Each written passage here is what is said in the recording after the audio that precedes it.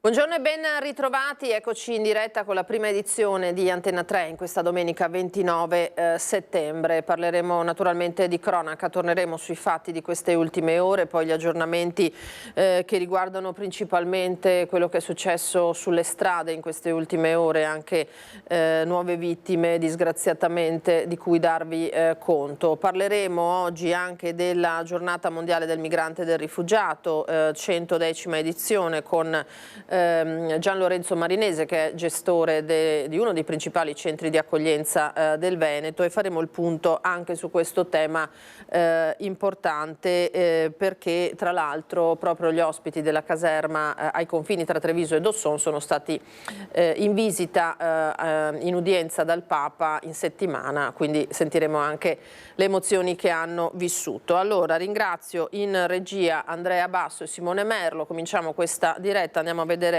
l'home page del Gazzettino su cosa punta in questa domenica di fine settembre, ultima domenica di settembre. Diesel tassato come la benzina, spunta il riallineamento delle accise, provvedimento che potrebbe essere inserito in finanziaria e vedremo se sarà davvero così. Operazione Miami, su cui il Gazzettino punta molto oggi col taglio di prima pagina. Il processo per evasione fiscale rinviato al 2027, pronta la prescrizione, beni dissequestrati, e quindi una vicenda che va avanti da anni e che è ancora evidentemente al palo, tanto che è pronta la prescrizione. E poi eccolo qua, Giacomo Gobbato in 10.000 quantifica il Gazzettino al corteo in memoria del 26enne ucciso per sventare una rapina, polemica col sindaco Brugnaro, non solo perché era assente dalla manifestazione organizzata appunto per onorare e ricordare Giacomo, morto nei giorni scorsi per essere intervenuto in soccorso di una donna che stava subendo un'aggressione. Tra l'altro Giacomo che è intervenuto con un amico, Sebastiano Bergamaschi, che ieri non ha voluto far mancare la sua presenza. Tra l'altro alla grande manifestazione di Mestre era presente anche Tommaso, il fratello di Giacomo Gobbato. Ricordiamo tra l'altro che proprio domani sono previsti a Jesolo, paese d'origine della famiglia, i funerali del ragazzo, e sarà una giornata anche quella di grandi così molto intensa per il significato che ha avuto naturalmente il gesto di questo giovane di 26 anni e non solo per la sua scomparsa così prematura. Allora direi di andare a sentire le voci che ha raccolto Filippo Fois insieme a Renato Capoia proprio ieri alla manifestazione, partendo da Sebastiano Bergamaschi. Il sindaco ha detto che oggi chi sfila oggi è chi sta dalla parte di chi ha il coltello. Vabbè, sulle parole del sindaco sinceramente non commento, perché penso che si commentino da sole, e credo che anche tante persone che l'abbiano votato si stiano rendendo conto degli anni che ha dedicato a prendere in giro le persone, a illuderle di avere la soluzione in tasca, mentre dopo 9 anni è evidente che questa soluzione non ce l'abbia. Inviterei a un religioso silenzio, ma evidentemente il sindaco non è in grado neanche di avere un minimo di decenza. Ma la risposta di oggi sarà chiara e evidente. Noi l'abbiamo detto più volte, la manifestazione di oggi porta in piazza temi già citati, e sicuramente non si portano in piazza per usare quello che è successo, ma al contrario si portano in piazza queste tematiche per rendere onore alla vita e alla morte di Giacomo, per un motivo molto semplice. Quelle politiche che la città chiede da anni sono politiche che potrebbero aver salvato la vita di Giacomo se fossero state applicate prima, e potrebbero salvare altre vite se verranno applicate nel più breve tempo possibile. Questo è quello che cerchiamo di dire. Ieri un dipendente della CTV è stato attaccato da delle borseggiatrici dopo che aveva sventato un tentativo di borseggio, e lui ha detto: io non mi giro dall'altra parte. Sembra quasi un omaggio a quello che diceva anche Giacomo. Speriamo che quello che è successo riesca a creare un risveglio nelle tante persone, sicuramente nel reagire, ma nel reagire senza alimentare dinamiche d'odio, reagire e puntare, dedicare le proprie energie, sicuramente non girarsi dall'altra parte, ma parallelamente, se vogliamo dare una risposta concreta e che duri nel tempo, dobbiamo riprendere in mano una comunità che sicuramente è stata abbandonata a se stessa, ma che spesso si è abbandonata. nell'individualismo con cui puntano a crescere e a farci vivere. Noi dobbiamo ricostruire un tessuto sociale che invece sia in grado di essere presidio fisso su questo territorio.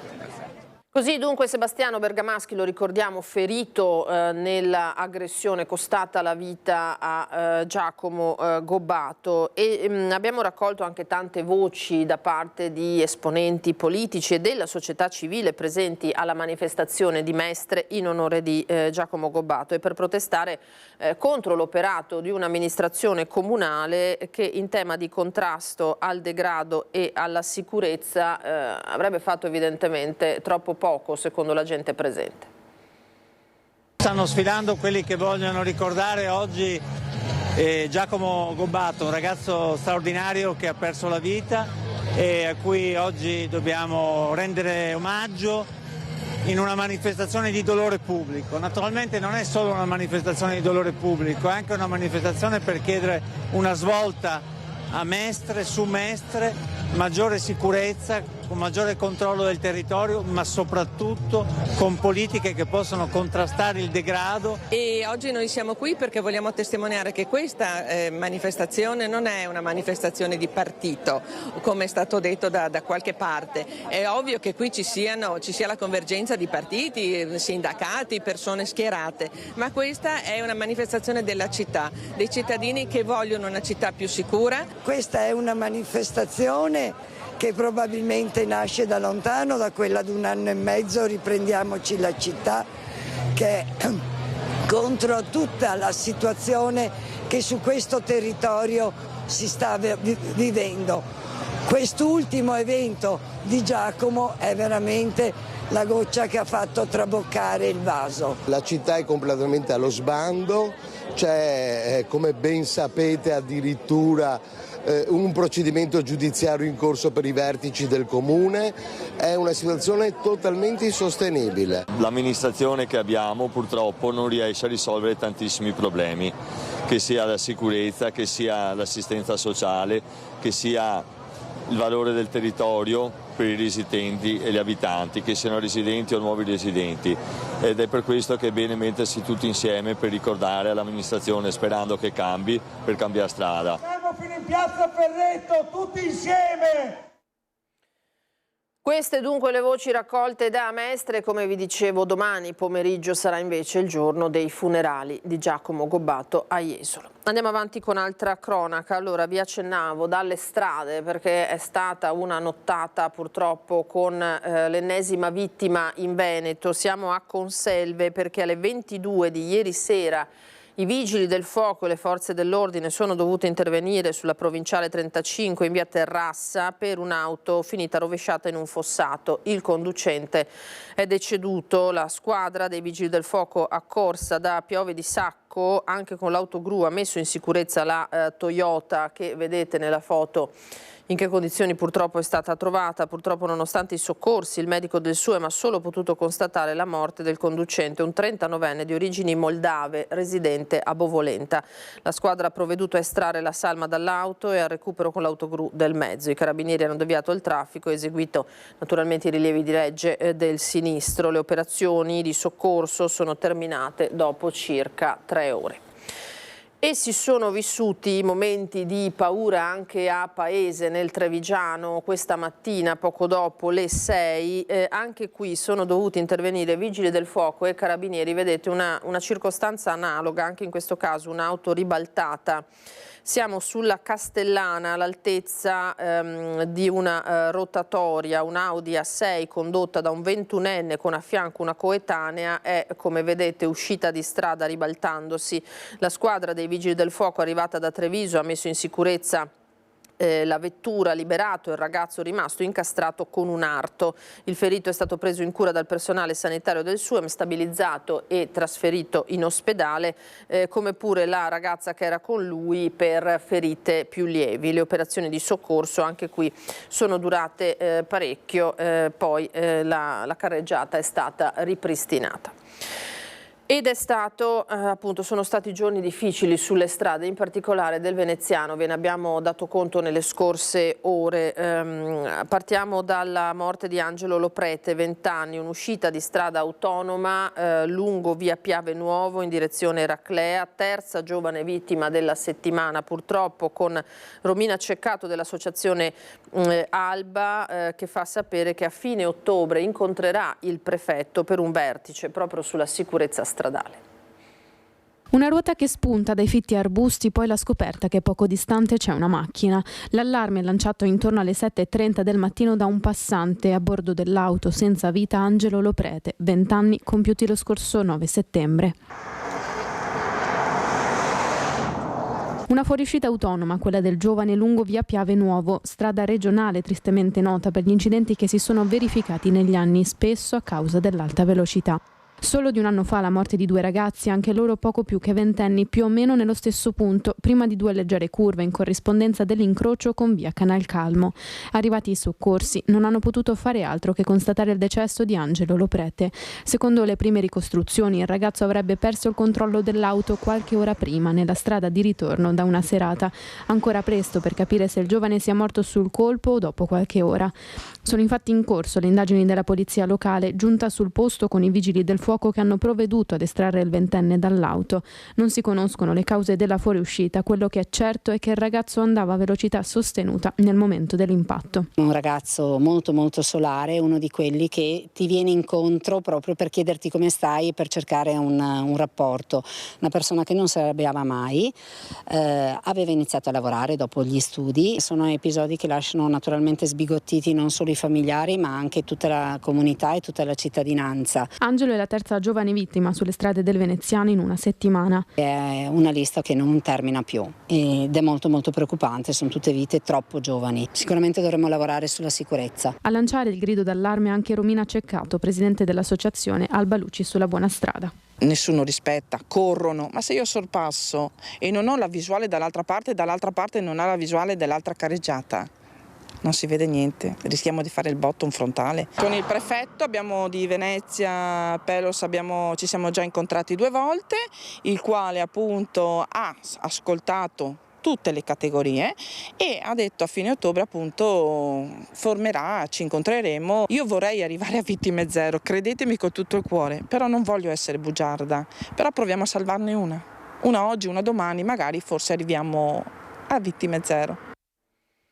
Ed eccola anche nell'home page del Corriere del Veneto la foto di Angelo fuori strada nella notte con l'auto, ex studente dell'alberghiero morto a 20 anni, eccolo qua, e il Corriere del Veneto dà conto anche dell'altro sinistro in provincia di Venezia, a Campo Nogara, in cui ha perso la vita Giorgio Nicotra, 30 anni, in moto, schianto con un'altra auto, moto che, dice il pezzo, sognava da tempo, lavorava per Bottega Veneta, la passione di famiglia per le 2 ruote, con gli amici che dicono sapeva guidare come pochi altri, era nato in sella, ma purtroppo da questo incidente non c'è stato nulla da fare per lui. E poi ci sono le immagini dell'auto che è finita invece fuori strada durante una prova speciale del Rally della Carnia, travolgendo 3 persone, di cui una in gravi condizioni, con l'organizzatore che dice l'area di gara solitamente è interdetta al pubblico, ma qualcosa evidentemente non è andato come doveva. Vediamo.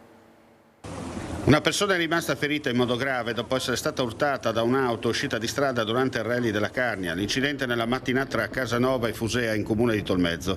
Secondo una ricostruzione, il pilota trevigiano Mattia Zanin, con a bordo il navigatore Matteo Pizzol, sulla linea di fine prova speciale numero 5 Val di Lauco, in prossimità del tornante a sinistra è andato a sbattere sul muretto di destra, ha perso il controllo della vettura che ha travolto la fotocellula del cronometraggio e ha sbandato ed è finito su un gruppo di spettatori, terminando la sua corsa all'interno di una scarpata per circa una dozzina di metri. Pilota e navigatore sono usciti illesi dall'incidente. 2 persone invece sono state investite e una delle 2 è rimasta ferita in modo grave ed è stata portata all'ospedale di Udine in volo, in codice rosso, ricoverato in prognosi riservata. Ha riportato diversi traumi. L'altra persona coinvolta è stata invece trasferita nel vicino ospedale di Tolmezzo in codice verde per semplici accertamenti sanitari.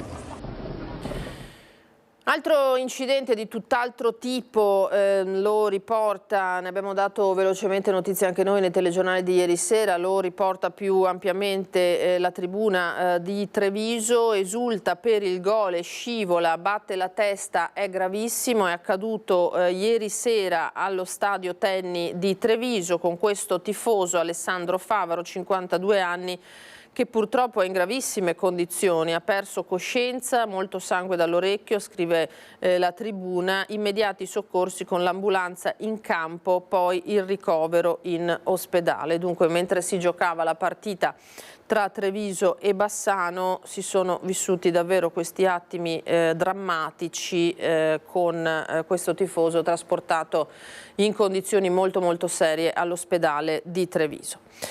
Ancora avanti con la cronaca, con il ritrovamento di una persona che aveva fatto perdere le proprie tracce. Ieri attorno alle 17 il soccorso alpino di Asiago è stato attivato per la ricerca di un uomo che, uscito per funghi, si era allontanato dai luoghi consueti perdendo l'orientamento tra i boschi. Pur non riuscendo a fornire indicazioni precise sulla posizione e con l'ausilio di applicazioni, fortunatamente si trovava in un punto con copertura telefonica e così è riuscito a rimanere in contatto con le squadre dopo aver detto da dove era partito. I soccorritori si sono divisi, hanno iniziato a suonare la sirena dei mezzi avvicinandosi sempre di più a questo 66enne di Lusiana, quindi vicentino, fino ad avere un contatto vocale e individuarlo dopo alcune ore in località Torle al confine tra Asiago e Caltrano. Una volta raggiunto lo hanno riportato alla macchina.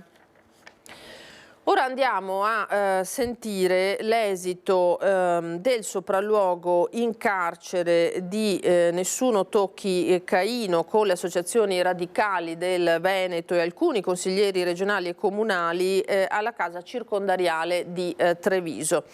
238 persone rispetto alle 160 che Santabona potrebbe ospitare, 11 per cella su letti a castello che toccano il soffitto, condizioni igieniche e personali degradanti. Questo ci hanno detto. Sentiamo. Come fanno a vivere in 11 in una cella di, saranno 15 metri quadrati, 3 livelli di letti a castello, un bagno in condizioni veramente sfidanti. Io mi auguro che presto si riesca a trovare il modo di alleggerire la situazione, perché privare la libertà non vuol dire privare la dignità delle persone. Quasi la totalità dei detenuti fa uso di psicofarmaci e questo ce la dice lunga della difficoltà di vivere. È un'istantanea impietosa quella che viene restituita dalla visita del carcere di Santabona organizzata dall'associazione Nessuno Tocchi Caino, a cui hanno preso parte anche alcuni consiglieri regionali e le consigliere comunali Antonella Tocchetto e Carlotta Bazza. Un sovraffollamento che i numeri raccontano in modo inequivocabile. Sono 238 le persone ospitate dalla struttura sui 160 posti disponibili. Una questione che naturalmente si riversa anche sul servizio psicologico. Sono presenti 238 detenuti e lo psichiatra è presente per 4 ore settimanali. 4 ore settimanali per 238 detenuti. È evidente che così è impossibile prevedere o inserire in un percorso di cura anche le persone più fragili, che presentano più fragilità, ad esempio quelle psichiatriche e psicologiche. Lo scorso anno ci fu anche un suicidio proprio nel carcere di Treviso, totalmente imprevisto perché la persona non aveva dato nessun segno di fragilità. È difficile intercettare il malessere, il disagio psicosociale e ribadisco, il carcere ad oggi, oltre a essere criminogeno, è anche insalubre. La situazione si riflette anche sugli operatori interni alla struttura, sottoposti a turni massacranti e ad un degrado costante, frutto del sovraffollamento e delle strutture fatiscenti. Si prendesse cura lo Stato dei suoi servitori, costretti al lavoro, un lavoro massacrante, umiliante, degradante, alla vista continua e quotidiana del degrado in cui vivono persone, esseri umani. Si occupasse di loro, se si occupasse dei detenenti, lo Stato probabilmente per effetto, perché c'è il contagio, per effetto starebbero meglio anche i detenuti. Vi abbiamo mostrato poco fa le immagini della manifestazione antidegrado di Mestre. Andiamo sul homepage della Nuova di Venezia perché c'è stata una rissa tra camerieri concorrenti. Pensate, a Venezia, davvero a Venezia si vede un po' di tutto ultimamente, c'è anche questo episodio. Un ristoratore è finito addirittura in pronto soccorso. L'episodio in Salisada San Lio, sul posto le forze dell'ordine per ricostruire la dinamica e naturalmente il SUEM per soccorrere chi in questa rissa ha avuto la peggio. Adesso torniamo su alcuni dei principali fatti di cronaca di questi ultimi mesi, perché ci sono allora innanzitutto sviluppi nell'indagine sul femminicidio di Giada Zanola. Siamo nel Padovano, le novità arrivano all'esito dell'esame tossicologico del compagno Andrea Favero, in carcere con l'accusa di omicidio volontario aggravato. Nessuna traccia di benzodiazepine nel corpo di Andrea Favero, il 38enne in carcere con l'accusa di aver ucciso la compagna Giada Zanola lanciandola dal cavalcavia di Vigonza sulla A4 vicino casa. Benzodiazepine che invece sono state ritrovate in quantità nel corpo della donna. Il farmaco antidepressivo, potente ansiolitico e con effetto miorilassante era stato prescritto dal medico ad Andrea Favero, che l'aveva richiesto adducendo forti stati di ansia e stress. Lo aveva poi acquistato con la regolare ricetta, ma non l'aveva mai assunto, questo quanto stabilito dall'esame tossicologico e anche dal test del capello. Giada Zanola invece nelle settimane prima di morire aveva confidato alle amiche di sentirsi sempre stanca e di avere il timore di essere drogata dal compagno, tanto che una volta si era sentita male e aveva vomitato dopo aver bevuto un cocktail preparato proprio da Andrea Favero. Anche la sera prima di morire, in un messaggio WhatsApp inviato ad un'amica, aveva detto di sentirsi fiacca e di vederci doppio. Secondo gli inquirenti, Andrea Favero avrebbe drogato e poi gettato Giada dal cavalcavia, simulandone il suicidio. In casa, gli agenti della squadra mobile hanno sequestrato alcune scatole di lorazepam, il farmaco prescritto ad Andrea Favero, che però non è mai stato assunto, e questo particolare potrebbe dunque rafforzare l'ipotesi della premeditazione del delitto. E saranno celebrati invece mercoledì prossimo, quindi il 2 di ottobre, i funerali di Alessandra Spiazzi e Andrea Feltre, madre e figlio coinvolti nel dramma familiare di Vago di Lavagno nel Veronese, dove lo scorso 20 settembre proprio la donna, 58 anni, ha sparato un colpo di pistola alla nuca del figlio e poi si è tolta la vita. Il ragazzo quindicenne è morto lunedì scorso al Confortini dell'ospedale di Verona dopo che i medici avevano dichiarato la morte cerebrale. L'ultimo saluto a madre e figlio sarà alle 16 nella chiesa parrocchiale di Vago di Lavagno. La magistratura, completata l'autopsia, ha infatti concesso in queste ultime ore il nulla osta alle esequie. Per il giorno dei funerali il sindaco di Lavagno, Matteo Vanzan, ha proclamato il lutto cittadino. E dolore e commozione a Villanova di Campo San Piero perché si è spento all'hospice pediatrico di Padova il sedicenne Andrea Mason che per circa un decennio ha lottato contro un male rivelatosi poi incurabile. Andrea faceva parte degli Strangers Teen, gruppo formato dai ragazzi ospiti dell'oncologia di Padova, i quali trovano mille modi per affrontare con maggiore leggerezza le problematiche quotidiane. Iscritto al 4º anno dell'Istituto Tecnico Levi di Milano, si è ammalato all'età di 5 anni, malattia che poi si è ripresentata in maniera ancora più aggressiva 3 anni fa, non dandogli purtroppo scampo. La sua grande passione era il ciclismo. Queste le immagini di questo ragazzo. Allora, adesso andiamo a Mogliano, riprendiamo la vicenda della brutale aggressione che si è verificata in centro cittadino da parte di una baby gang. Vittima un ragazzo di 16 anni picchiato al volto con un tirapugni, a colpirlo l'ex fidanzato dell'amica che era con lui. Quanto accaduto non è legato a motivi di gelosia, l'aggressore quando è in gruppo diventa violento, ci ha spiegato la mamma della giovanissima vittima.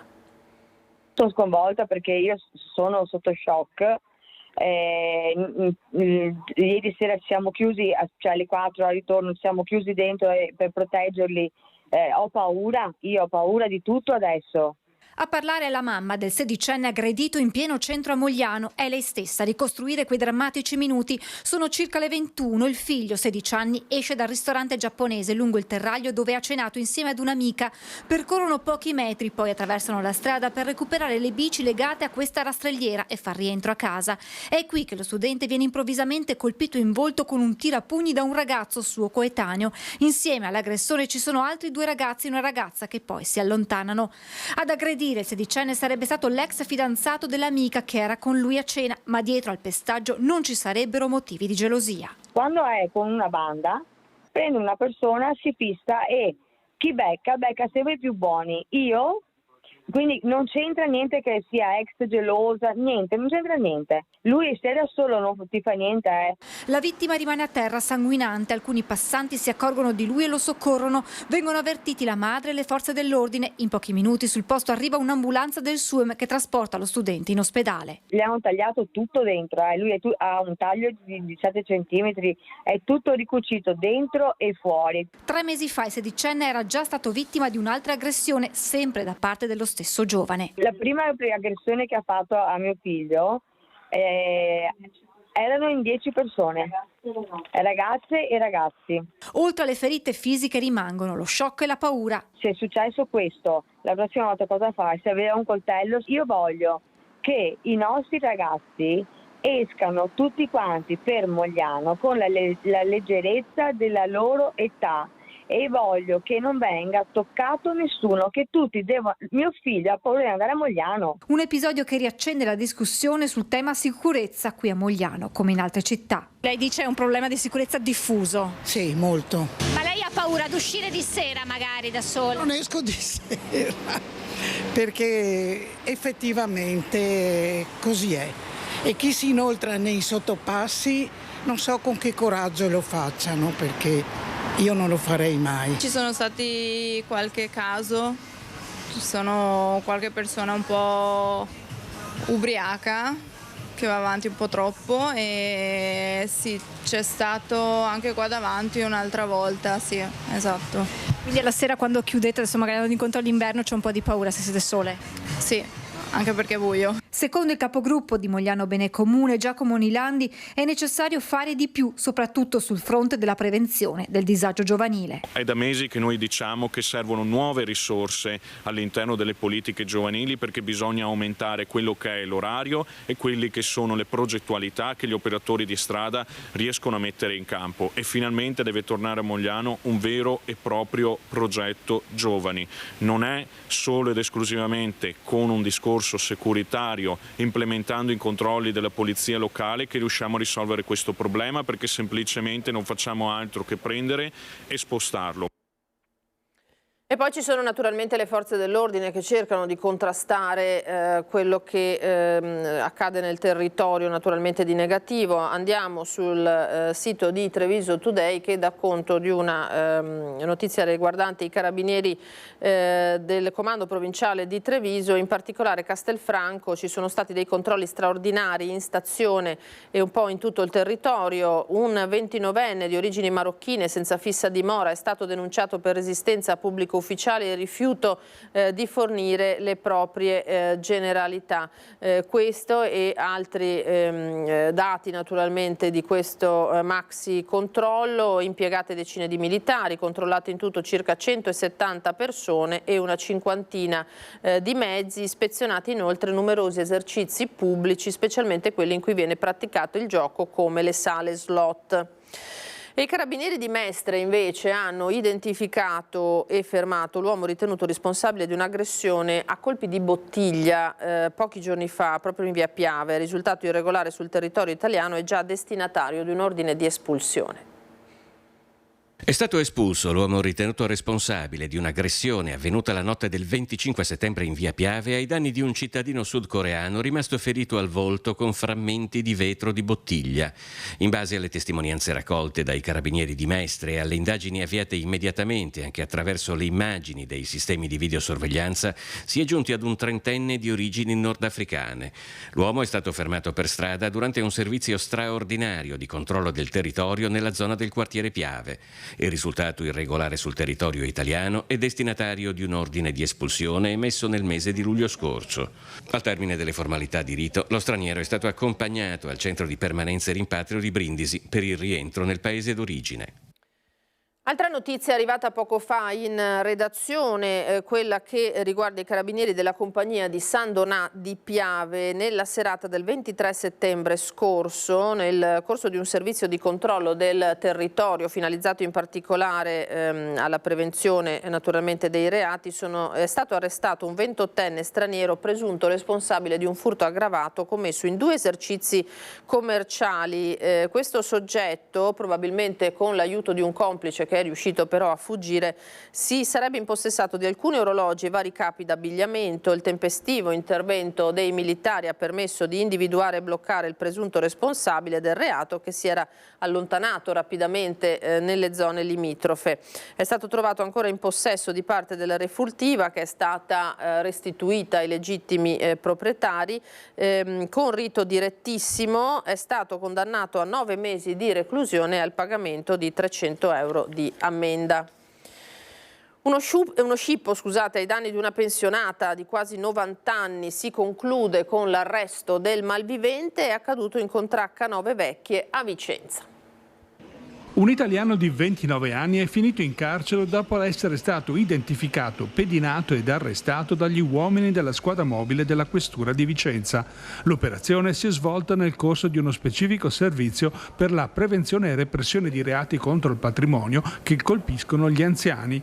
Il giovane era stato intercettato dai poliziotti ieri in sella ad una bici. La sua descrizione corrispondeva esattamente al profilo di uno scippatore che aveva appena sottratto violentemente una collana d'oro ad una pensionata di 89 anni in Contracca Nove Vecchie.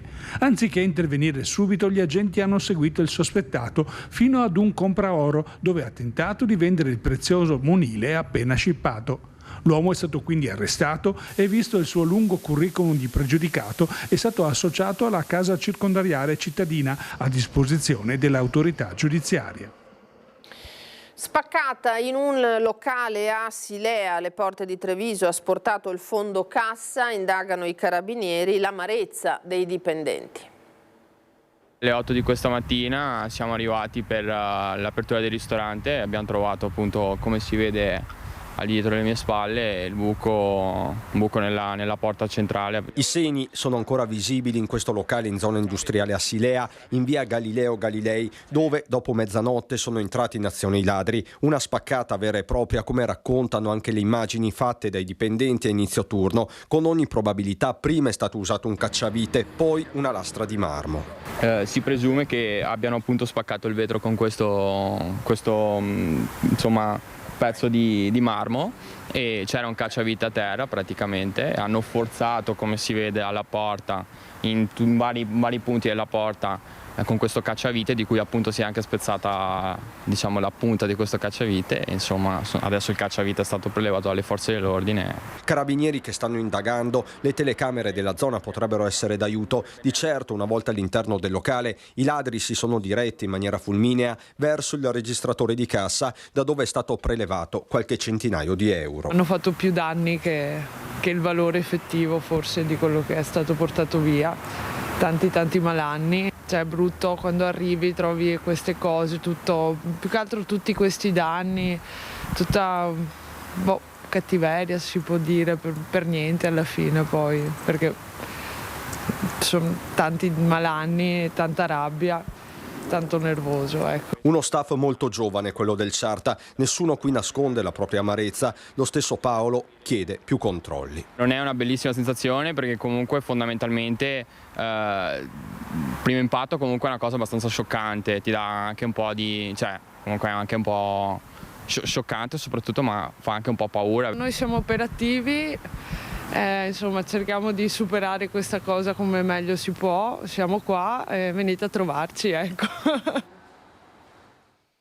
Questo dunque lo spirito con cui stanno affrontando quello che è accaduto. Allora, altro fatto di cronaca adesso che riguarda sempre la Marca Trevigiana, in particolare l'esterno dell'ospedale Cafoncello, dove si sono vissuti momenti di tensione 2 sere fa, fatti giudicati intollerabili, inaccettabili dal sindaco di Treviso Mario Conte, che parla di tolleranza zero dopo la rissa appunto tra famiglie di origine nomade avvenuta fuori dall'ospedale. Paura tra sanitari e pazienti, sul fatto indaga la questura. Gravi, inaccettabili e ingiustificabili. Non usa mezzi termini il sindaco Conte dopo i fatti accaduti nel parcheggio davanti al Cafoncello di Treviso, dove 2 famiglie di nomadi si erano accampate con un furgone in attesa delle dimissioni di un loro parente ricoverato. Situazione che è poi degenerata e sfociata in violenza. Come i nostri cittadini, anche queste persone devono andare via da là, devono rispettare le regole, i parcheggi e i luoghi dove anche attendere l'esito delle visite dei loro ricoverati. Di sicuro non possono rimanere in strada a fare quello che vogliono e soprattutto a compiere violenza. Urla, spintoni, assembramenti, persone in strada, compresi bambini, passanti, visitatori e pazienti attoniti. Tra chi cerca di raggiungere l'auto in parcheggio tentando di non incrociare qualche sguardo storto e chi in auto rallenta e procede a passo d'uomo per paura di investire qualcuno. Erano circa le 19:30, pieno orario di visite all'ospedale, quando 2 famiglie di origine nomade di Padova e Montebelluna, accampate da qualche giorno fuori dall'ospedale, hanno dato in escandescenza. Una rissa originata da dissidi del passato, secondo le ricostruzioni della questura, intervenuta con diverse volanti arrivate a sirene spiegate insieme a polizia locale e carabinieri. Una lite sfociata in violenza fuori dall'ospedale, paura tra il personale sanitario e chi era lì per far visita a qualche caro ricoverato. A qualche anziano è stato consigliato di aspettare nell'androne della cittadella della salute in attesa che il caos passasse. Solo l'intervento delle forze dell'ordine è riuscito a riportare la calma. L'indomani ciò che resta è qualche immondizia e un senso di spaesamento anche tra i sanitari. Né in preda al caos né totalmente, però assicuro, però può succedere ovunque. Intanto la squadra mobile sta indagando per risalire ad eventuali responsabilità penali. Nessun ferito e nessuna denuncia dalle parti. E il giorno dopo invece l'aggressione subita da un marinaio, siamo in laguna, colpito da una bottigliata in testa da 2 ladri che aveva fermato dopo un borseggio a bordo di un vaporetto. I sindacati chiedono interventi drastici per tutelare i lavoratori. Quello che è successo è gravissimo. Dico subito che nessuno vuole premi, no al premietto, no a questo, no a quello, perché è stato salvato uno scippo, la bottiglia in testa, no, non voglio niente. Io voglio un premio solo, l'attuazione del piano di emergenza sicurezza che è stato firmato con le sigle sindacali il 7 giugno. Perché ormai il nostro lavoro non è più un lavoro usurante, è un lavoro pericoloso. Quello che mi fa più male che a fianco avevo un bambino con una carrozzella. Se questa non ho neanche la definizione per chiamarla, se questa disgraziata sbaglia mira e mi becca il bambino in carrozzino, lo sfigura per tutta la vita. Il giorno dopo l'aggressione al marinaio Filippo Lazzarini, colpito da una bottigliata in testa da 2 ladri perché ha evitato un loro borseggio sul vaporetto della linea 1 a Venezia, i sindacati chiedono un incontro urgente in prefettura sul tema della sicurezza sia dei lavoratori che dei passeggeri.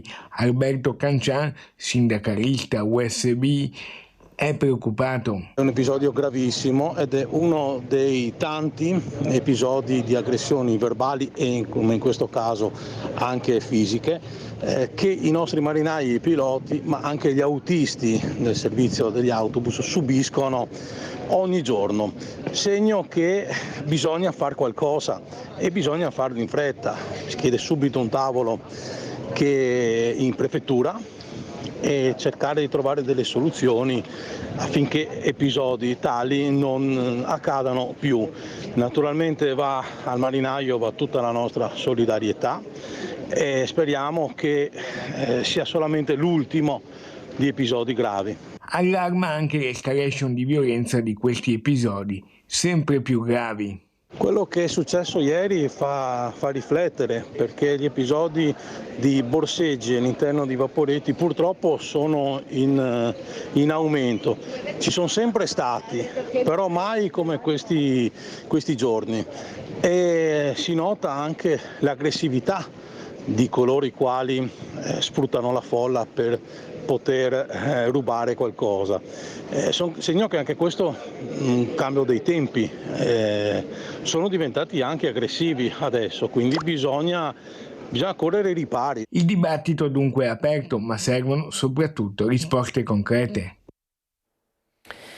Allora lasciamo per adesso questa ampia pagina di cronaca, andiamo alla politica, o sarebbe meglio dire all'amministrazione, visto che parliamo di comuni, perché a Sant'Artemio a Treviso si è celebrata l'assemblea congressuale dell'ANCI Veneto per la rielezione della presidenza e degli organi direttivi. Confermato all'unanimità il sindaco di Treviso Mario Conte, che suona la carica proprio dei primi cittadini parlando di questione settentrionale e di politica che si deve ispirare alle attività dei sindaci. Cari sindaci, la nostra è una filosofia di vita, lo sappiamo bene, quando diventi sindaco resti sindaco per tutta la vita, però credo che in questa fase storica questa filosofia debba diventare anche una filosofia politica, perché il paese nostro in questo periodo particolarmente complicato ha bisogno di questi ideali, di questi valori e di questa qualità amministrativa. Lancia dal palco della 17ª Assemblea regionale dell'ANCI il partito dei sindaci. Mario Conte, primo cittadino di Treviso rieletto all'unanimità alla guida dell'Associazione dei Comuni. Chiama alla mobilitazione i primi cittadini di ogni appartenenza politica. Il governo deve ascoltare le istanze dei territori. Forse la politica oggi deve tornare ad ispirarsi ai sindaci. Abbiamo bisogno di essere sostenuti e ci mettiamo a disposizione per qualsiasi tipo di progetto, purché metta al centro i cittadini e le loro esigenze. Il suo sembrava il discorso di un presidente di regione. No, è sicuramente il discorso del presidente dell'ANCI Veneto, che però rappresenta davvero tanta qualità. All'unanimità ha votato il nuovo ufficio di presidenza. Vicepresidente vicario è il Dem Giacomo Possamai, sindaco di Vicenza. Vicepresidenti Christopher De Zotti, sindaco di Jesolo, Eric Pasqualon, sindaco di Carmignano di Brenta, Elisa Venturini, consigliera comunale di Casalserugo. Il partito dei sindaci non ha un colore di un partito politico, tanto che anche in questi anni Mario Conte, da presidente dell'ANCI, con un governo o con l'altro, ha sempre saputo tenere il punto e anche dire con forza quando le cose decise dai governi, anche del suo stesso colore politico, non andavano bene. Italia e i comuni, la difesa dei territori dal dissesto idrogeologico, la denatalità, il calo demografico. Conte tocca i temi d'attualità e rilancia un suo cavallo di battaglia. Penso francamente che sia giunto anche il momento di porre una questione settentrionale, perché fatico a spiegarmi questa dinamica tutta italiana di bistrattare le cose che funzionano troppo bene. Il comune siamo arrivati a un punto dove, se dovessero arrivare ulteriori tagli, saremo costretti a tagliare i servizi ai nostri cittadini, quindi è una vera e propria emergenza. Le nostre comunità hanno delle esigenze e noi a quelle dobbiamo rispondere. Per far questo abbiamo bisogno di fondi, non di tagli. Votati anche i delegati veneti in vista dell'assemblea annuale dell'ANCI dal 20 al 22 novembre a Torino, dove si eleggerà il nuovo presidente. Il presidente vicario Roberto Pella crede fermamente nel ruolo di ANCI nel confronto col governo. Ci sono state delle grosse aperture nei confronti dei territori, con una volontà di procedere a non apportare tagli. Credo che ANCI debba lavorare con questo rapporto di rispetto istituzionale nel portare quelle che sono le esigenze, ma tenuto conto di quella che deve essere una condivisione, con un unico scopo, che non ha interesse chi vince, ma interesse quello che vincono i cittadini. L'aspetto politico delle nomine in ANCI, le istanze dei territori, dalle montagne al mare fino alle città turistiche. Sentiamo altre voci dal Congresso che ha riconfermato Mario Conte. Con la riconferma di Mario Conte credo che sia stato un atto molto significativo proporre come vicepresidente vicario Giacomo Possamai, sindaco di Vicenza, in una logica di governo unitario di un'associazione così importante come questa. I comuni sono essenziali nel governo del territorio, nel rapporto con i cittadini, per tante questioni, dal PNRR al disagio giovanile. quindi il governo non li può abbandonare, non li può lasciare a se stessi. La questione politica, il ticket Conte-Possamai alla guida dell'Anci Veneto, con il grazie del Presidente riconfermato alle segreterie dei partiti per aver trovato una quadra che consenta ampia rappresentatività nel territorio. Credo che Anci sia cresciuta molto in questi ultimi anni, grazie anche all'apporto di nuovi amministratori e anche a un nuovo modo di relazionarsi, specie con gli organi centrali. Per cui la vedo molto bene, vedo che c'è molto entusiasmo, c'è molta voglia di entrare e questo sicuramente lascia ben sperare per il prosieguo. Voci dal congresso dell'Associazione dei Comuni che nei temi toccati da Conte, dalle risorse finanziarie al disagio giovanile, dalla denatalità al dissesto idrogeologico, si riconosce a prescindere dall'appartenenza politica. Il tema dei tagli che per la prima volta dopo 8 anni interessano gli enti comunali e questo legato almeno per quanto ci riguarda, ma non siamo i soli, ad avere una carenza di personale con il turnover che è bloccato. Purtroppo dal punto di vista economico-finanziario l'auspicio è che grazie al lavoro dell'Anci soprattutto il governo dia e presti attenzione a quelle che sono le nostre esigenze e soprattutto riesca a supportarci dal punto di vista finanziario, cercando di limitare al massimo almeno il fondo di solidarietà che per noi diventa un problema insostenibile. Fondamentale, ha accennato Conte, ampliare la finalità della tassa di soggiorno a sicurezza e pulizia, orientamento sposato in pieno dal sindaco di Jesolo Christopher De Zotti, neo vicepresidente Anci. Da un lato c'è la condivisione dei fini, che è quella di allargare anche le destinazioni di spesa, prevedendo anche la sicurezza e il decoro del territorio, quindi una richiesta che arrivava dai comuni turistici da tanti anni. Dall'altro lato però dovremo essere attenti che le modifiche non comportino un rischio sui fronti delle riscossioni e dell'entrata, quindi dovrà essere garantita la stabilità del gettito perché è fondamentale per i nostri bilanci. Sant'Artemio, che tra l'altro è sede della provincia di Treviso, che è una delle 42 province italiane chiamate al voto oggi per l'elezione dei propri consigli provinciali, 35 solo per il rinnovo del consiglio, 6 per consiglio e presidente, mentre per esempio a Treviso rimane in carica Stefano Marcon, sindaco di Castelfranco. Allora si vota dalle 8 alle 20, quindi le urne sono aperte. Sentiamo il riepilogo di quello che accade oggi nella Marca.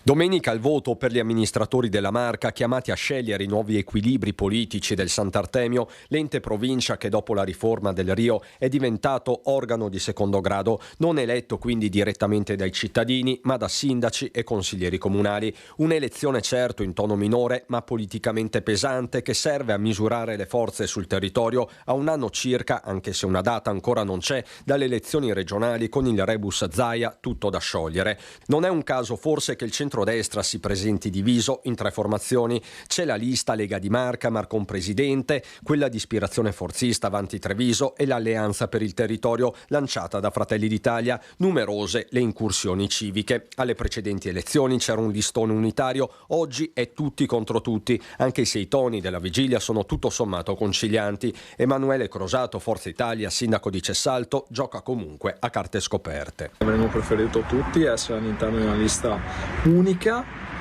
come è accaduto in altre province, però non vedo nulla di drammatico, anzi è un modo anche per vedere i ragionamenti e le forze all'interno del centrodestra. È normale che vi siano delle visioni divise anche tra alleati. Diversa l'interpretazione di Andrea Susana, sindaco a Porto Buffolè, dove è consigliere da metà anni 90, in corsa per la Lega. Non la vedo neanche una divisione, ci hanno dato la possibilità di candidarsi e di mettere più persone, invece di fare una lista bloccata magari con dei nomi scelti già prima.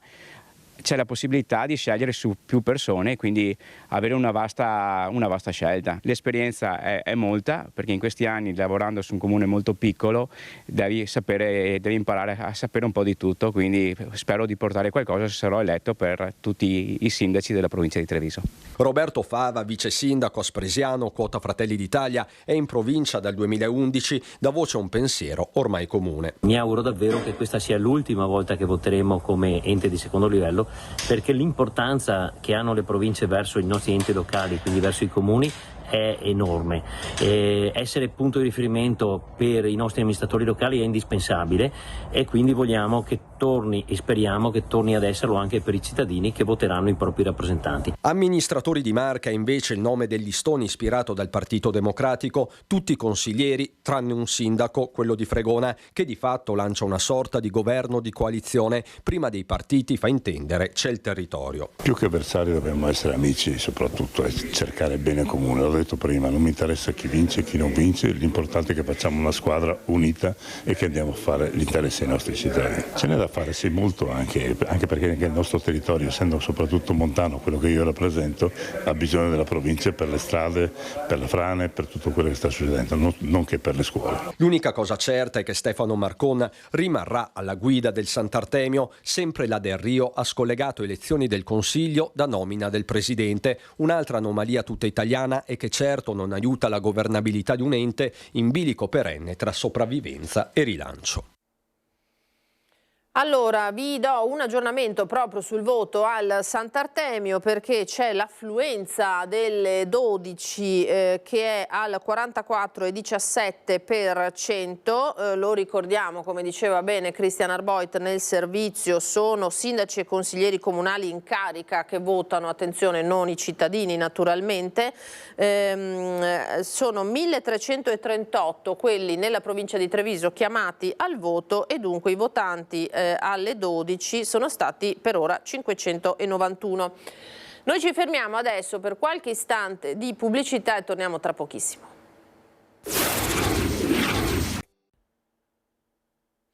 Eccoci di nuovo in diretta. Saluto e ringrazio l'ospite di cui avete visto una mano nell'inquadratura, quindi è il caso che lo presenti subito. Gian Lorenzo Marinese, buongiorno, ben ritrovato, presidente di Nova Facility, che ricordiamo è la società che gestisce il centro di accoglienza, uno dei più grandi del Veneto, l'ex Serena di Dosson. Buongiorno e ben ritrovato.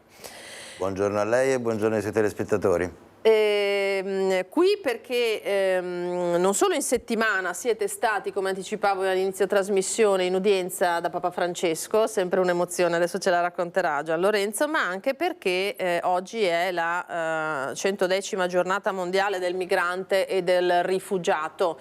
È un tema questo di cui si è tornati a parlare più che per gli sbarchi, per il tema dell'accelerazione eventuale della cittadinanza agli stranieri e tutte le problematiche correlate a questo, ma oggi appunto si celebra questa giornata. Tra l'altro ricordiamo che ci sono degli appuntamenti anche in Veneto legati a questa giornata mondiale. Le comunità etniche cattoliche presenti a Padova in particolare si ritroveranno in Basilica, in cattedrale alle 16 per la messa, per cui ci sono appunto degli appuntamenti che ricordano questa celebrazione. Che valore ha questa giornata?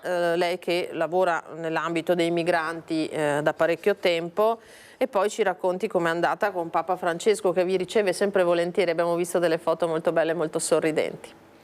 Per noi era il 9° anno di presenza alla messa del mercoledì del Santo Padre, l'udienza del mercoledì del Santo Padre, ed era la 500ª udienza in occasione della settimana che terminava con oggi, con la giornata mondiale del migrante e del rifugiato. È sempre un'enorme emozione, e devo dire un'emozione che muta negli anni. La prima volta che lo incontri, la prima volta che accompagni qualcuno a incontrare il Santo Padre, è un momento di emozione, perdi le parole, ti trovi di fronte a quest'uomo che emana un'energia unica, che ha bisogno dell'energia del proprio gregge e che lo vive intensamente. In questi anni l'abbiamo visto tanto invecchiare. Quest'anno, poverino, tornava dalla Papua Nuova Guinea, ripartito il giorno dopo per il Belgio, in una giornata caldissima. Roma era caldissima. Lui ha avuto il tempo di incontrare tutti, di dire una parola a ciascuno, di arrivare al punto anche con noi. La parola che ha usato è un po' la sintesi di quella che è del nostro lavoro, della nostra missione, la parola inseriteli. Ecco che questo, secondo me, racchiude il senso vero della nostra attività e del nostro lavoro quotidiano con i ragazzi. Il fenomeno delle migrazioni è un fenomeno complesso, può essere risolto in solo modo, che è la pace nel mondo. La pace nel mondo purtroppo è un'utopia soprattutto negli ultimi anni. Negli ultimi anni si è avuto un aggravarsi delle crisi, vediamo in questi giorni quello che sta succedendo in Libano, l'Ucraina negli ultimi anni, e la sintesi di tutto questo secondo me può essere solo la pace. Quando si vede andare all'ONU il presidente dell'Ucraina che parla di missione per la vittoria, di piano per la vittoria. Ecco, no, bisognerebbe parlare secondo me solamente di piano per la pace. Certamente, sicuramente Papa Francesco in questo è una voce molto importante, molto autorevole, che tutti noi auspicheremo venisse ascoltata proprio per questo. Quest'anno ci ha omaggiato, tutti gli anni ci omaggia di un rosario benedetto da lui. Ho deciso di portarlo a lei, di donarglielo. Che gentile, mamma mia. Un regalo bellissimo, grazie infinite Gian Lorenzo, davvero, che sorpresa, veramente bello e ricco di significato, davvero, grazie, che sorpresa che mi hai fatto, grazie.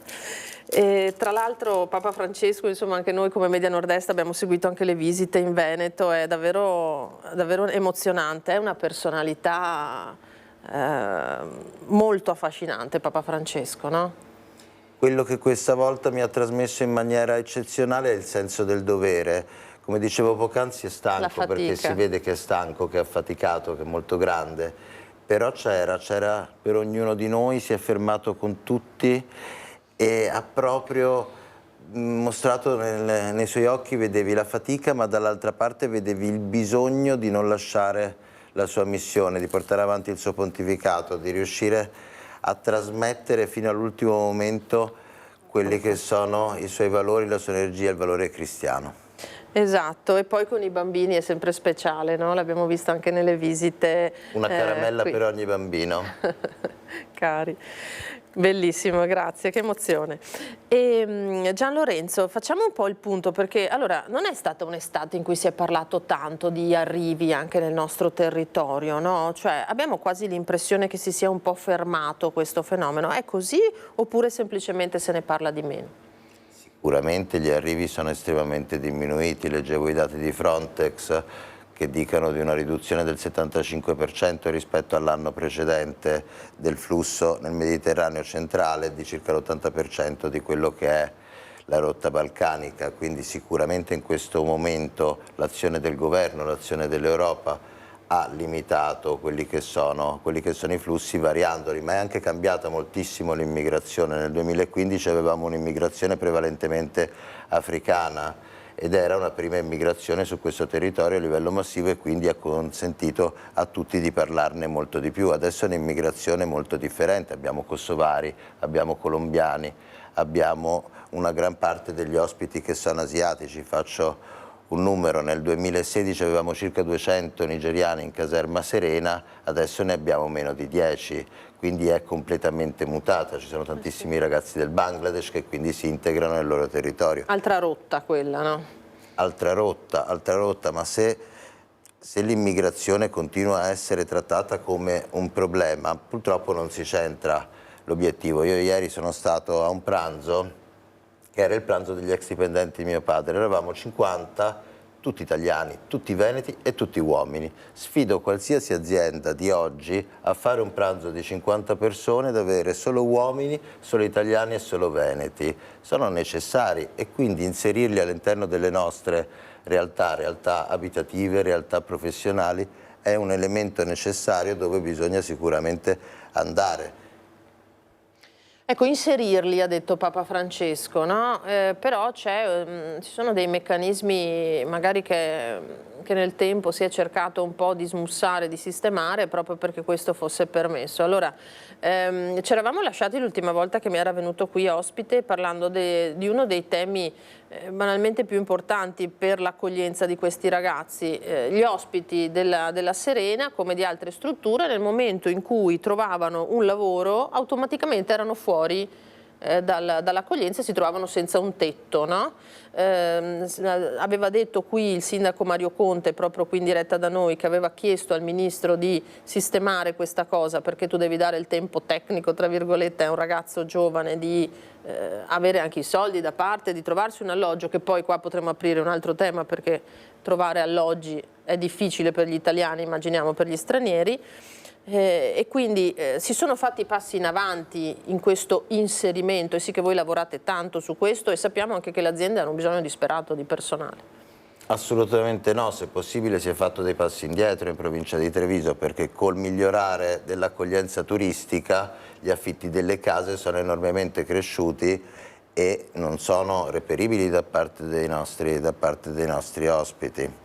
Quindi in questo purtroppo non è cambiato. Abbiamo un territorio che è molto felice nel trovare lavoro. Chiunque mette fuori il naso dalla struttura in pochi giorni più meritevoli immediatamente trovano lavoro, e in via presuntiva gli viene tolta l'accoglienza quando superano il reddito dei 5.800 euro. Quindi io trovo lavoro oggi, avrò la prima busta paga tra un mese e mezzo, però il contratto di lavoro dice che nei prossimi 5 mesi guadagnerò più di 5.800 euro, a quel punto immediatamente devo lasciare il posto in accoglienza, non ho i soldi per dare una caparra, non ho un contratto credibile e spendibile per un proprietario per riuscire a dare delle garanzie per affittare una casa, e quindi abbiamo una grandissima pressione anche dall'altra parte, che sono quelli che sono i dormitori per i senza tetto, dove vediamo sempre più pressione per questo motivo. E vediamo anche di peggio, perché vediamo anche situazioni di caporalato anche nelle campagne, in cui gente giovane, questi stranieri eccetera, sono costretti a dormire in condizioni assurde, per cui dopo si va esattamente all'opposto di quello che si vorrebbe, no? Cioè si va a creare situazioni potenzialmente esplosive, oltre che di degrado personale. Purtroppo la normativa italiana, ora abbiamo un'enorme fortuna, abbiamo un governo di centrodestra, le riforme nel settore dell'immigrazione le fanno solo storicamente i governi di centrodestra, l'ultima è quella del 2002, la Bossi-Fini. La Bossi-Fini, sono passati 22 anni da allora. Secondo me è giunto il momento di impegnare la migliore politica fuori da quelle che sono le chiacchiere di propaganda, nel trovare una nuova sintesi su una nuova riforma legislativa che consenta di avere un percorso virtuoso per tutti quelli che arrivano nel nostro Paese. Auspicato da tutti che venga interrotto le rotte criminali perché sono anche criminogene, quindi bisogna riuscire a fare dei decreti flussi che consentano di soddisfare i bisogni delle nostre aziende, e dall'altra parte le nostre aziende che inseriscano nel territorio devono avere anche la possibilità di accedere a delle soluzioni abitative da dare ai loro lavoratori. Però se ne parla da tanto, ma questa famosa riforma anche dei flussi, no? Questi flussi regolari, questi lavoratori scelti, tra virgolette, che vengono fatti entrare, non si fa mai. Per questo dico che è una grande fortuna avere oggi un governo di centrodestra che non può essere accusato dall'altra parte di favorire nessuno, ma che deve regolare, e qui sì che ci vorrebbe la condivisione di tutte le parti politiche all'interno di una cabina di regia, che non venga immediatamente raccontata alla stampa, che vada immediatamente al dibattito pubblico, ma che esca da parte di tecnici una normativa unica, organica, che riesca a fare un percorso per tutti quelli che arrivano nel nostro Paese, perché ne abbiamo bisogno e arriveranno sempre. Quindi cosa facciamo? Restiamo a fare le barricate da una parte e dall'altra parte a non normare quello che è il loro percorso? Io credo che questo non sia giusto in un paese maturo, democratico, qual è l'Italia nel 2024. Sì, e tutto sommato probabilmente neanche producente, insomma, viste le istanze che arrivano dai territori. Senta, com'è la situazione della pressione di cui abbiamo parlato tante volte anche nei nostri telegiornali in passato sulle strutture di accoglienza in provincia di Treviso, per quanto riguarda, ma insomma so che lei ha uno sguardo anche più ampio? Ma è un esatto riflesso di quelli che sono i flussi nazionali. Vi è una pressione a livello nazionale estremamente smorzata rispetto agli anni precedenti, e così anche all'interno delle strutture di accoglienza i numeri si sono fortemente ridotti. Ecco, io mi ricordo che ad Osson, insomma, siamo arrivati a numeri importanti, 500 ragazzi, in momenti di picchi anche ben di più. Adesso su quanto siamo assestati? Adesso siamo arrivati a un numero largamente inferiore, siamo arrivati in passato a numeri molto alti, siamo arrivati quando il sindaco Conte l'anno scorso è riuscito a ottenere un trasferimento di 300 ospiti dalla caserma Serena verso altre province ad oltre 700 persone, quindi abbiamo avuto un momento di picco che oggi fortunatamente si è normalizzato e anche gli arrivi, la mancanza di arrivi consente di fare dei progetti che attualmente stiamo cercando di portare avanti con tanta fatica. Prima parlavamo dell'inserimento, della parola necessaria che è inserirli. inserirli con l'attuale sistema dell'accoglienza è molto difficile nel secondo momento, quando non gli si trova a casa, ma nel momento di arrivo i decreti dell'accoglienza non contemplano più l'insegnamento dell'italiano. Ecco che tutto questo fa sì che vi sia uno scollamento del sistema. Vogliamo i più meritevoli, li vogliamo inserire nelle nostre aziende, non abbiamo bisogno di criminalità, però offriamo poco. Bisogna investire perché sono le risorse che a tutti noi faranno piacere avere in maniera positiva un domani. Queste sono le conseguenze ancora delle decisioni dell'allora ministro dell'Interno Salvini, è corretto, che provocarono anche il tirarsi indietro di molte realtà del volontariato sociale, se ricordo bene. Ora, povero ministro Salvini è chiamato in causa su tantissime cose, come ognuno di noi ha delle responsabilità, però dopo il ministro Salvini c'è stato il ministro Lamorgese che ha fatto un suo decreto, e dopo il ministro Lamorgese c'è l'attuale ministro Piantedosi che ne ha fatto uno nuovo che è appena entrato in vigore. Quindi insomma la questione si poteva sistemare, dice giustamente. Allora poi c'è il tema invece di chi è in Italia da parecchio tempo, chi magari nasce. Chiederei alla regia cortesemente di mandare in onda il Vox che ha raccolto a Castelfranco proprio sul dibattito che è in corso sull'accelerazione delle procedure per il rilascio della cittadinanza ai cittadini stranieri, il nostro Christian Arboit tra la gente. Sentiamo cosa dicono i cittadini. Cittadinanza di immigrati serve accelerare. Certo, serve accelerare perché sono delle persone, sono degli esseri umani che hanno bisogno di integrarsi e noi abbiamo bisogno di loro. E il mondo è di tutti, non solo nostro. Dipende da tante cose. Io sono per la cittadinanza iure soli, quando si nasce in un paese si acquisisce la cittadinanza. D'altra parte questi stranieri contribuiscono in maniera importante alla nostra economia. No, secondo me è giusto perché sono comunque persone che vivono in questo contesto e hanno dei diritti. E anche questo secondo me è un diritto che va garantito. Se fa la dimora qua, vive qua e lavora, mi sembra più che legittima concedergli la cittadinanza. Io sono stato 20 anni in Germania e sono ancora italiano. Io penso non serve la cittadinanza, ti devi solo integrare. Là dipende da come si presenta lo straniero, se ha studiato, se è capace di integrarsi con la nostra legge. Lei è addirittura per lo ius soli. Sì, sicuramente. Si parla anche tanto di ius scholae. Io credo che sia molto importante soprattutto come si comportano queste persone, perché ci sono degli italiani che non hanno diritto di essere chiamati italiani e questo è il problema. C'è anche da aggiungere che secondo me un percorso scolastico, per ad esempio qui ti sento un po' sarebbe importante perché è giusto anche incentivare l'integrazione, cioè ci deve essere una reale integrazione. Io dico che un ragazzo che è nato qua, fa le scuole, si diploma qua, deve avere la cittadinanza. Se uno è nato, studiato qua, mi sembra giusto che abbia la cittadinanza. Che cosa c'è di male? Cioè, se la persona si comporta bene, per me hanno i diritti di essere tutti cittadini del mondo e di tutte le nazioni. Questo dunque il parere dei cittadini, cosa ne pensa Gian Lorenzo? E le interviste che abbiamo appena ascoltato dimostrano che la coscienza collettiva negli ultimi anni è mutata.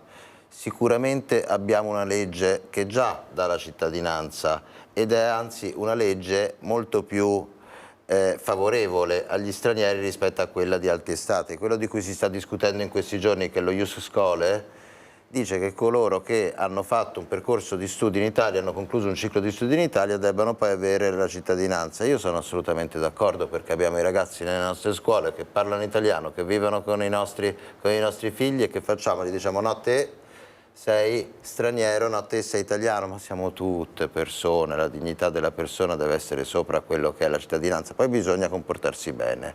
Chi non si comporta bene non basta fare un percorso di studi in Italia, bisogna anche comportarsi bene fuori da quella che è la scuola e poi non è neanche necessario, secondo me, legarla solamente al percorso di studi perché ci sono tanti minorenni che vanno a lavorare, ultra sedicenni che vanno a lavorare, quindi bisogna affrontare il sistema in una maniera aderente a quella che è la realtà sociale attuale. 20 anni fa, quando è stata fatta la legge Bossi-Fini, erano molto pochi i figli degli immigrati che vivevano in Italia e facevano il percorso di studi, e quindi si è normato 10 anni di presenza sul nostro territorio costante con un lavoro. Oggi sono tanti di più e vanno inseriti, vanno guardati, vanno gestiti e non vanno abbandonati, e quindi la cittadinanza non gli si può negare, secondo me.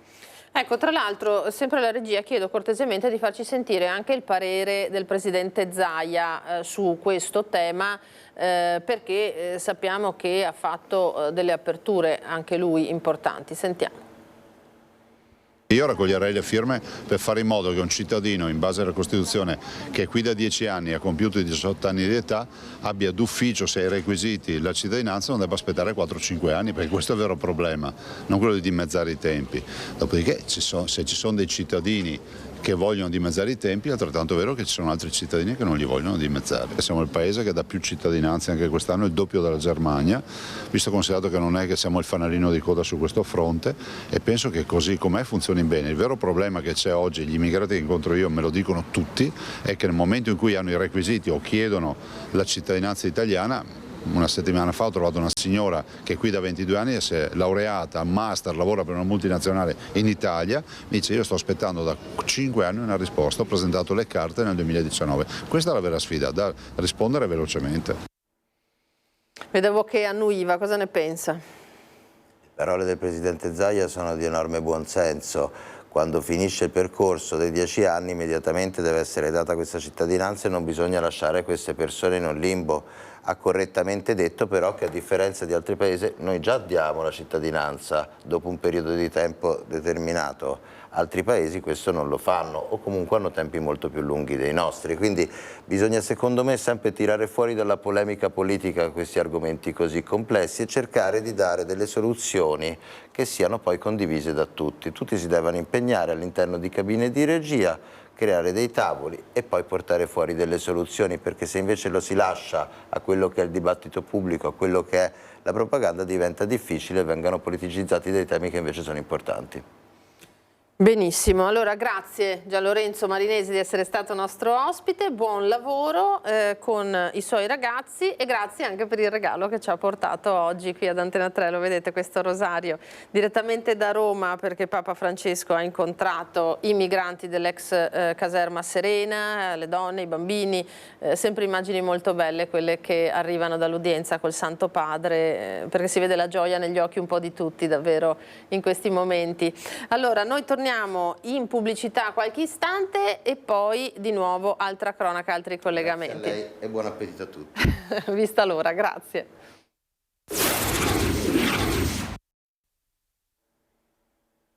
Eccoci di nuovo in diretta, ultimissima parte di questa nostra prima edizione, abbiamo parlato di immigrazione, adesso cambiamo completamente pagina, vediamo se è pronto il nostro Lucio Zanato che dovrebbe essere collegato, però non so quanto pronto sia in realtà, regia, ditemi qualcosa, dovrebbe essere collegato da Jesolo. Perché ci parlerà di ancora no, ecco, allora ancora qualche istante. Allora parliamo di Vajont adesso, perché è stato si parla già degli eventi in vista naturalmente dell'anniversario della tragedia, si sta programmando un calendario di appuntamenti. Sentiamo.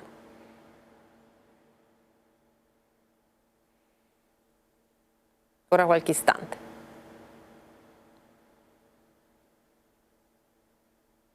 Vediamo se parte questo pezzo.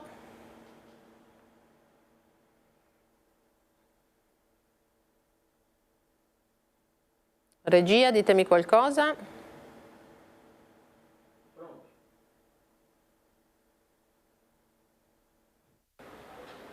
Musica per il Vajont. Il calendario di avvicinamento al 9 ottobre si articola nei prossimi giorni su 3 appuntamenti. Dopo le numerose iniziative che abbiamo organizzato in occasione del 60° anniversario del Vajont, quest'anno celebreremo questa tragedia e il ricordo e la memoria in maniera decisamente più sobria, concentrando quelli che sono i momenti salienti proprio nella giornata di mercoledì 9 ottobre, la giornata che avrà la messa al mattino una serie di celebrazioni e deposizioni di corone in alcuni dei luoghi simboli della rinascita e del ricordo del Vajont, e poi con la commemorazione civile e religiosa che si terrà in cimitero alle ore 15 a Fortogna. Il programma comincerà dal grande concerto di domani, domenica, nell'area della diga, intitolato Vajont, la musica ricorda, con armonie ispirate ai temi di una catastrofe che per Longarone non potrà mai essere etichettata come passato. Si proseguirà con un reading musicale tra coro e voce narrante dedicato alla morte in quella drammatica notte della piccola Marinella Calligari, per poi vivere il terzo e ultimo appuntamento sabato 28 ottobre con una lezione aperta a tutti della scuola di musica De Vecchi.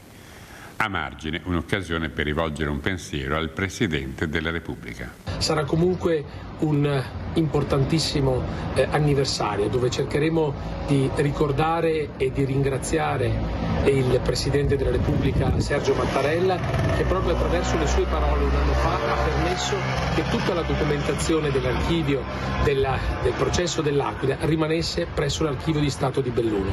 Un grandissimo successo per il quale le nostre comunità saranno riconoscenti per sempre.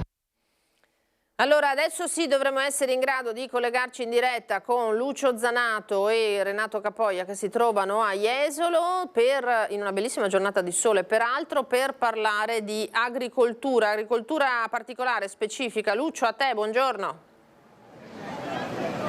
Buongiorno Lina, buongiorno ai telespettatori di Antena 3. L'immagine che vogliamo regalarvi qui da Jesolo è quella di questa gente che è venuta qui per festeggiare i 40 anni di un'azienda che è partita, pensa, da Conegliano, ma è partita con un sogno, con un'idea, l'idea di un'agricoltura diversa e di un'agricoltura possibile. Allora sono con Fabio Brescaccin, che è il presidente di questa società, ma soprattutto è, diciamo così, quello che ha avuto questa idea insieme a molti altri, potremmo dire ora diversamente giovani, perché voi siete rimasti giovani dentro, no?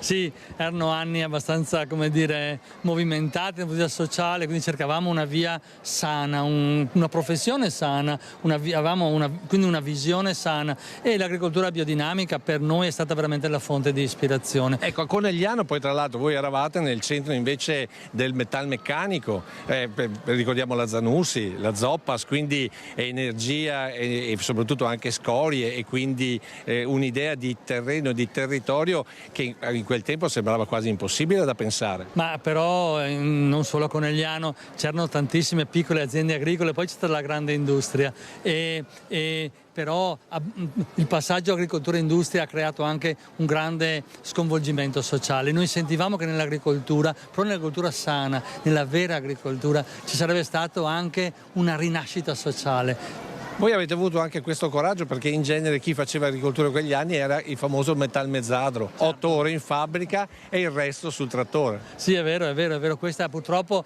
la parcellizzazione delle aziende da noi ha creato questo problema, in cui le persone, una volta si viveva con 3 ettari, 2 ettari, 1 ettaro, si manteneva la famiglia, oggi non è più possibile, insomma, quindi c'è stato questo fenomeno sociale del metalmezzadro, è vero. E poi invece voi avete portato avanti questo sogno che 40 anni, e la dimostrazione quella di oggi, è un sogno vincente.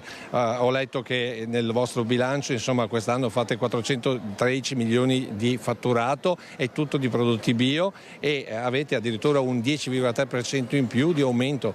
Si parla addirittura, pensa Lina, che il 90% dei cittadini, degli italiani, almeno una volta ha comprato un prodotto bio. Vuol dire, insomma, che il vostro sogno è diventato realtà nella testa della gente. Ma secondo me era abbastanza banale questo sogno, nel senso che noi ci cibiamo tutti i giorni, e io penso, e molti sempre di più pensano, che è importante quello che mettiamo sulla nostra tavola, quello che ingeriamo, e deve essere un cibo sano, e quindi effettivamente c'è sempre di più in tutto il mondo una richiesta di qualità, una richiesta di salute, una richiesta di benessere, quindi è ovvio che questo cibo, il cibo biodinamico, era ovvio allora, e è ovvio ancora oggi per il futuro, che la richiesta di biologico, di biodinamico crescerà, perché è una necessità. E poi c'è tutto il tema ambientale, cioè un tema ambientale, cioè legato all'agricoltura. C'è un'agricoltura che purtroppo distrugge l'ambiente, è un'agricoltura che risana l'ambiente. Noi vogliamo crediamo e vogliamo portare avanti una cultura che cura l'ambiente, che risana il paesaggio, che rende bello il paesaggio, che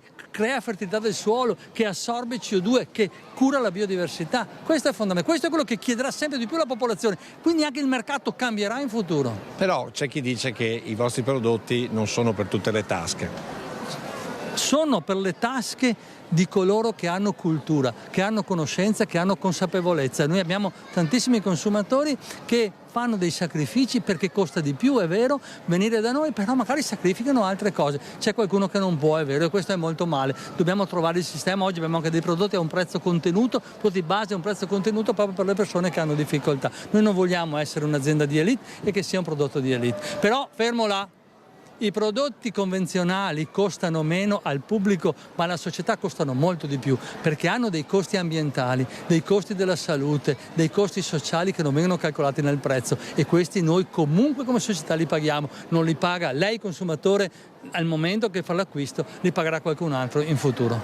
Ecco, primi 40 anni di questo sogno, lei ha detto dal palco, vediamo come va per i prossimi 40, saremo molti di più. Non vediamo un tubo, non vediamo, dobbiamo costruire noi quel vediamo, che non è che il Padre Eterno, non è che aspetta noi il Padre Eterno, quindi noi dobbiamo costruire il nostro futuro.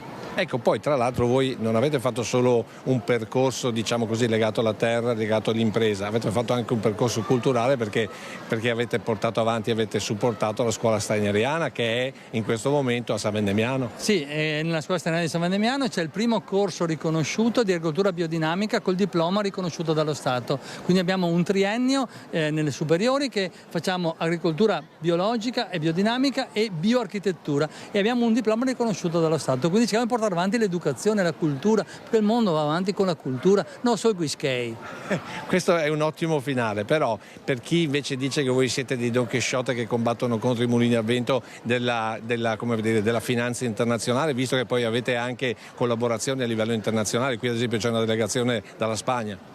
Sì, ma questo non vuol dire, cioè in tutto il mondo ci sono persone virtuose, assolutamente, abbiamo collaborazione con la Spagna che con altre nazioni, e quindi noi abbiamo... Non è che noi siamo contro nessuno, noi siamo per creare un'alternativa, una piccola alternativa, però eravamo 2 gatti nell'85, siamo stati 10 gatti nel 95, 100 gatti nel 2005, 1000 gatti nel 2015, nel 2025 siamo a 350.000 gatti. Grazie, allora prima di salutarti Lina invece vado dal docente della scuola steineriana, perché la scuola steineriana fa anche musica e in questo momento sta facendo un concerto qui per queste persone in questa festa. Cosa ci suonate? Questo è un gruppo di fisarmoniche della nostra scuola Waldorf di San Vendemiano e propongono delle musiche insieme. Questa è la classe proprio delle fisarmoniche in collaborazione con un'altra scuola di musica di Pordenone, Fa Diesis, e hanno dedicato queste poche settimane di scuola a creare un piccolo lavoro che la maestra ci presenterà. Ecco, che brano è che sentiamo? Adesso sentiremo un brano di Mozart. E allora in queste ultime note le lasciamo a questi ragazzi, alla bellezza di questa giornata e soprattutto alle note di Mozart. Prego.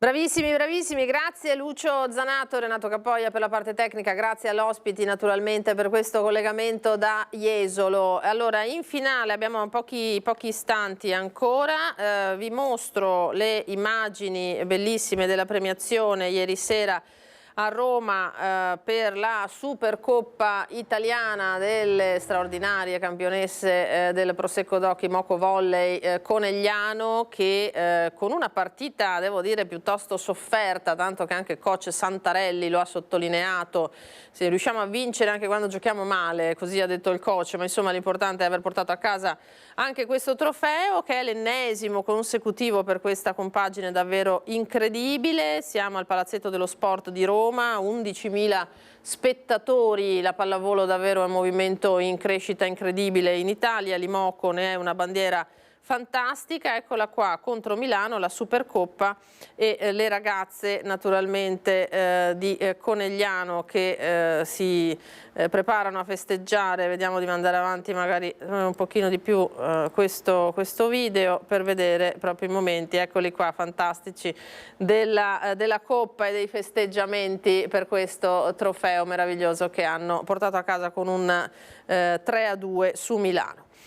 Allora, io ringrazio in regia, siamo in chiusura, Andrea Basso, Simone Merlo. Vi ricordo dopo di noi, come sempre, il cinema, con un classico, Questi fantasmi di Castellani con Sofia Loren, la splendida Sofia Loren che in questi giorni ha compiuto 90 anni, e Vittorio Gassman, molti altri, quindi un pomeriggio dedicato ai classici del cinema italiano. Grazie per essere stati con noi, per averci seguito, vi rimando naturalmente come sempre ai telegiornali di questa sera e vi auguro una buona domenica pomeriggio. Arrivederci.